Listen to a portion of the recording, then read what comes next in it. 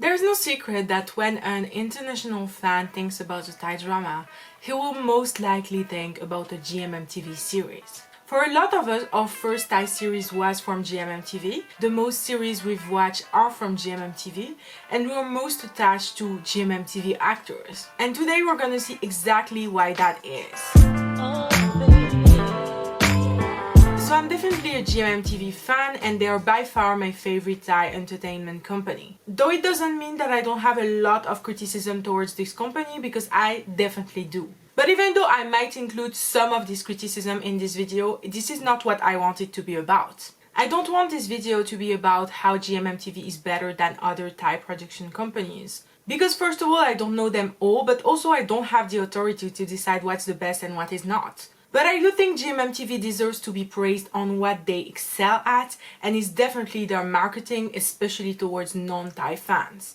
Let's go. So GMMTV was founded in 1995 by GMM Grammy executive who wanted to invest in television. So little recap on my video on why the Thai entertainment industry is so small, but GMM Grammy owns everything in the entertainment industry. From TV shows, movies, music, radio stations. They represent by themselves 70% of the Thai entertainment industry in Thailand. Therefore, it was completely normal that they would want to invest in television. And at first, GMMTV was called Grammy Television and released a few TV shows. Its first one ever was called Sam Noon Sam Moon, and it's considered to be the first Thai sitcom ever that aired between 1991 and 1998. Though GMMTV only started producing it from 1995, and the show was an enormous success and launched the careers of the three main actors. Also fun fact, but two of them played brothers again in the Nadao Bangkok show In Family We Trust, which I've just finished and loved. But at the time, GMMTV produced very few series compared to now, which you all know how many series they released yearly, and it's insane. They produced two series in 1995, one in 2003, two in 2005, one in 2008, and its sequel in 2009, which by the way got a remake in 2019. And then they started to be a little more regular and release a series every year. At the time, from 2009 to 2015, they started a television channel called Bang Channel, which for me is the beginning of GMMTV as it is today. Or at least the actors we all know and love today. One of the programs on Bang Channel was called 5 Live, and it starred Av Jumpo, Tetawan, Nutitipoom, and Gun Korawit. Does this ring a bell? Oh yeah, those guys are all over GMMTV series nowadays, especially the first three. And not only that, but Bang Channel also produced short films with so many actors that we know and love today on GMMTV. There was Man Labasalan and Fiat Patadon, Lumpurim and Apple Lapisara, Mukwaranit, Jailer and Fluke from Until We Meet Again. So many actors that are either with GMMTV or big outside of GMMTV nowadays. But it's in 2014 that GMMTV truly became the company it is today, and it's with the show Room Alone. Again, this show contains so many actors that are still with GMMTV today. The show is not great by any means.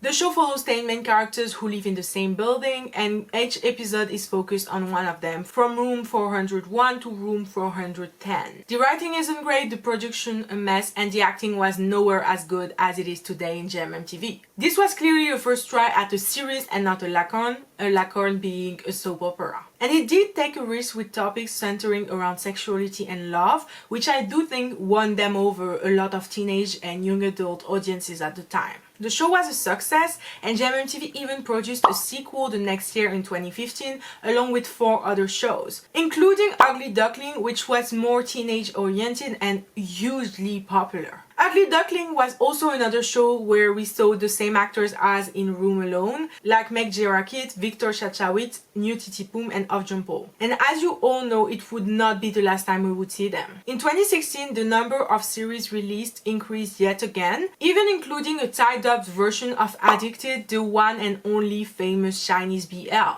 And the lineup for 2016 was pretty good. Kiss the Series, Senior Secret Love, You Prince, and of course, Sotus. And I talk about Sotus all the time because it was my first Thai series. I know, I'm sorry. But I truly believe that Sotus is the one series that changed everything for GMMTV. Before Sotus, despite having series with millions of views on YouTube, I believe that the fans hadn't quite noticed GMMTV as a company yet. But it's their accessibility, which I will talk about later in this video, that really made them blow up outside of Thailand like no other Thai company had before. Sure, there were Lakon fans, but they're nothing compared to the army of BL fans we have today. And let me make it clear, GMMTV did not make BL successful or famous. Before Sotus, there was already Lovesick in 2014 that had a huge success, and even Make It Right that aired a few months before Sotus. But what Sotus did was turn it up to 100%. Because not only GMMTV had previous successful shows before, giving them more credibility to Thai audiences, but the Sotus episodes were on YouTube with English subtitles for free, and more importantly, the demand for BL series at the time much exceeded the actual number of series produced, which made for a great combination. GMMTV was doing pretty good before Sotus, but it did a lot better after. Because not only Sotus made its fans, like me, watch other BL dramas at the time, it also made us aware of other shows by GMMTV, which again used the same actors. In 2017, GMMTV released 8 shows, so again even more than the year prior, including Waterboy that continued the BL legacy they wanted to create, Sotus S, which was the sequel to Sotus, and Senior Secret Love Puppy Honey 2, which was also a sequel. And it's also at that time that GMMTV realized the power of crew shin, or BL actor ships, because they had Chris Singto, who were insanely popular thanks to Sotus and are still shipped to this day despite not having acted together in 2 years as a ship, but also Afghan, as well as the very beginnings of Taenyu, who had a ship in Kiss Me and will blow up the year after in 2018. Speaking of 2018, GMMTV went even more crazy with 11 series that year. Notably Kiss Me Again, which launched Taenyu as the 3rd biggest ship at GMMTV, as well as Wake Up Chani, which was more popular in Thailand than internationally, but still. The Gifted, which had a huge success and got a sequel last year. Friend Zone, which was also a really big success. And Happy Birthday, which was more popular in Thailand but showed that GMMTV could do more acting-centered dramas. And to solidify their image as the BL king to international fans, they also did the Our Sky series with 5 of their biggest ships at the time, which were Chris Singto, Afghan, Taenyu, Drake Frank, and Plum Shimon. In 2019, GMMTV released 12 series, including Theory of Love that really secured Afghan as BL royalty, Dark Lucas with Taenyu that again secured their place as the top actors at the company, Three Will Be Free, which was daring and definitely showed that GMMTV knows how to take risks, Bufferant, which gave a classic rom-com and more sexual twists, and Blacklist, which completely leached off the success of The Gifted and managed to be pretty successful because of that. In 2020, the show of the year was most definitely Together, which blew Sotus out of the water in terms of success and was the first Thai series to ever reach that amount of fame in the mainstream media but also internationally. And while the company had earned recognition long before Together, it did put the company under a lot more eyes. So from the beginning of its TV shows, so since Room alone, GMMTV has taken the stance to provide English subtitles under every one of its shows on YouTube, which I'm sure wasn't the common thing to do in 2014. And I'm not saying that GMMTV is the first company in the world to put its shows on YouTube, because frankly I have no idea. But I do believe they're the first Thai production company to do so. Even though the demand for Thai shows internationally wasn't nearly as big as the one for Korean shows, Japanese shows, and Chinese shows, putting it on YouTube was the best move to ensure that the demand would grow. With the YouTube algorithm, I'm certain that some people who were never interested in Thai series in the first place got recommended a Thai series. Moreover, I've said it before, but there is incredible power in accessibility. If you're an American that's both interested in French culture and Thai culture and you want to watch a French show, chances are that finding that French show quickly and with subtitles is nearly impossible. Whereas you just have to type the title of a GMMTV show on Google for it to recommend you the YouTube link and you starting to watch it. You can be hooked by the series in under 5 minutes, which most foreign shows won't do. Hosting shows on such a public, easily accessible, and also just the leading platform in terms of video content was genius. And I have no proof whatsoever, but I am convinced it's what encouraged other companies like Wabi Sabi to also post on YouTube, as well as all the Filipino BL series that have started coming out in the past year. But you could also point out that GMM25, a channel under the same company, also posts on YouTube, though not with English subtitles. And you'd be right. Again, posting on YouTube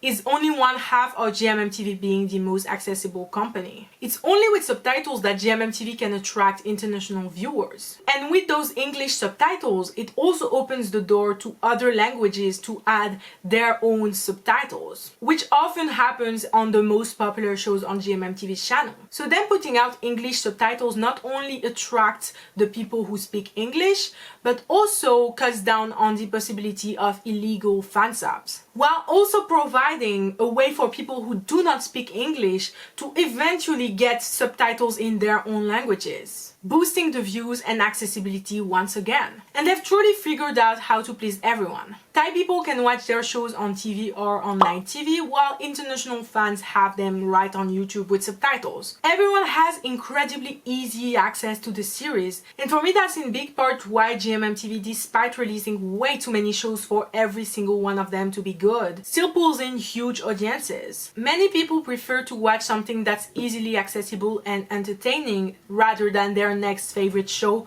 that's much harder to find online. And I haven't made that clear since the beginning, but GMMTV doesn't spend any money on advertising. While in Thailand they have to schedule interviews and actors' appearances, for international fans, they literally do nothing. Which is amazing because even when some of their shows flop on YouTube, at least they didn't spend any money advertising them. And when a show blows up like Sotus or Together, again it's only from online hype and without spending anything on advertising. Once again, GMMTV knows perfectly how to use social media to its advantage. If easy accessibility is definitely what makes people discover GMMTV's content, what makes them stay is definitely the GMMTV cast of actors and actresses. The very first thing I noticed when I started watching Thai series is that I would always see the same actors. It was before I knew that GMM Grammy owned 70% of the entertainment industry, and I really liked it. In fact, I remember that the first actor I recognized from one show to another was Gun Smile from Sotus to Lovesick, which is in big part why he's still one of my favorite actors to this day, and I would legitimately die for him. GMMTV constantly uses the same actors in different series, which in itself is a brilliant idea. It gets the public more attached to them and also gets the public more attached to individual actors, encouraging them to watch more GMMTV shows as a result, but also following them on their personal social media accounts. And as Satapon, the director of GMMTV, said during his speech at the GMMTV 2021 event, the GMMTV cast are both actors and influencers. They have their own brand deals, which I'm sure GMMTV takes a cut from, which means they entirely profit off of pushing the same actors and making them bigger and bigger so they can get more brand deals and events. It profits fans because they will always have an actor they like in the GMMTV shows they watch, and will also have a lot of chances to see their favorite actors and actresses in the same show one day. But it profits GMMTV even more because it builds their company a more solid and dedicated fan base than if they changed actors for every one of their shows. Especially since it must cost them a lot less to have already signed actors work on their shows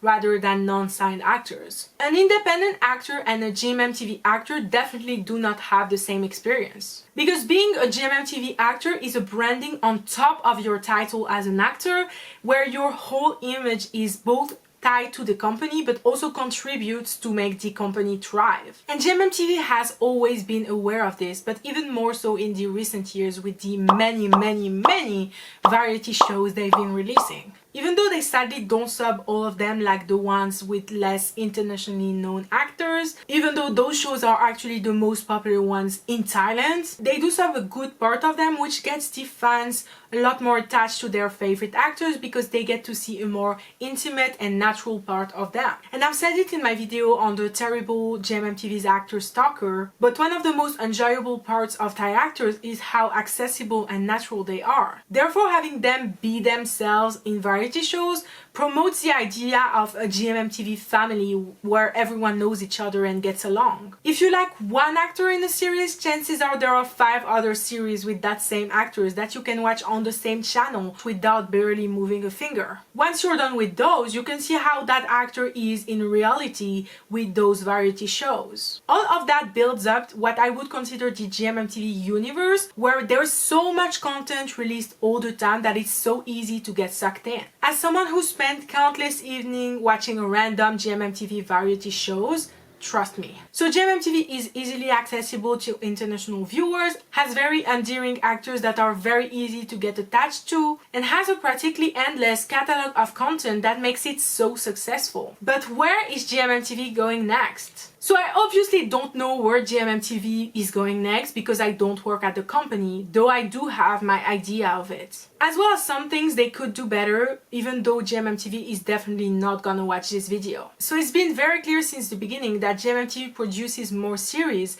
as the years pass, with their biggest record yet coming in 2021 with 16 series. They also keep hiring more actors with a cast that might be well over 100 actors by now. They're also creating more variety shows with their actors as well as more random bonus content with them. It makes it very clear that GMMTV's goal is to expand and grow their GMMTV universe by continuously hiring more actors and producing more shows. Who knows, by 2025 they might be producing 25 series a year and have more than 200 actors signed to their company. GMMTV also hires the same directors over and over again in the same idea as they do with their actors. Notably P. who directed 1,000 Stars, Dog Rookies, He's Coming to Me. I do think it's pretty smart to increase their series as well as their cast year by year because it allows them to see what works and what doesn't and make revisions as year go by. They're doing the exact opposite of putting your eggs in the same basket. So I do think they're going to continue with the same model, though I personally think that if they keep on adding more and more actors, they will soon lose their GMMTV family image and start to look more like a factory mass producing content. So I do think there's gonna be a moment where GMMTV has to change the way they're functioning, but I don't think it will happen for many years to come. They clearly have a lot of money to invest into their series, their variety shows, their actors, events. So the first thing I want to see happen is them investing in a translating team. I'm pretty sure that up until now they've been using freelance translators to do the subtitles on their series, and while it completely worked when they were releasing less than 10 shows and didn't sub their variety shows, it doesn't work anymore. They have more than 10 million subscribers. Every piece of content should be subbed. They often post shows and put the subtitles either a few hours later or the next day, which again was okay before when there weren't so many companies putting their subtitled content on YouTube. But again, it doesn't work anymore. Them not immediately subbing the second episode of 1,000 Stars, which was incredibly hyped, was unacceptable. And I know there is this theory that if they don't sub an episode immediately, people will watch it once raw and then come back with the subtitles, so doubling the views. But I think it only works with very popular shows. With random shows someone spontaneously decided to watch because of its easy accessibility, the lack of subs might deter them from watching the show altogether. Also, GMMTV definitely needs to sub all of their variety shows and other piece of random content. With a hired translator team that works in the GMMTV offices all week long. Not only it wouldn't cost that much for a company that has that much money, but it would make all of their content more accessible and overall make them look as a company more available and reliable. Because at the moment, every time I go on a variety show's episode that's not subbed yet, I see people complaining and saying that GMMTV is biased because they will only sub right-wing content immediately, which they ain't wrong. Apart from that, GMMTV has started airing their older shows on TV again, like Theory of Love, The Sand Princess, and Fabulous 30. And while that is very cool, they've also started posting so many clips of these shows on their channel, and I gotta say, it makes it look so messy. I genuinely missed an episode of Afghan Mommy Taste because it was lost under the sea of random clips. I get that they want to advertise their show, but they need to stop. This genuinely makes their channel look so unappealing when before it was mostly shows and variety shows. It makes their actual interesting content get lost in the sea of spamming, as well as discourages new viewers to look into their catalog.